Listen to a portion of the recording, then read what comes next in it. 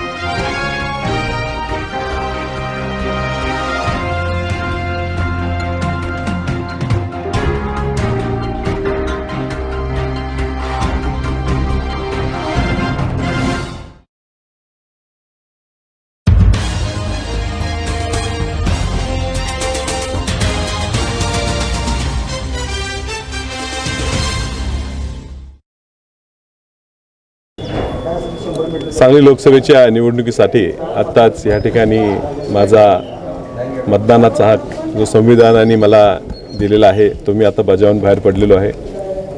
या संविधानाला वाचवण्यासाठी आम्ही सगळे ह्या निवडणुकीत लढतोय। मला विश्वास वाटतो की ह्या भाजपच्या फसव्या सरकारला आपण निश्चितच ह्या निवडणुकीत पाडू। उत्कृष्ट प्रतिसाद, अत्यंत चांगला प्रतिसाद या ठिकाणी जनतेतून येत आहे।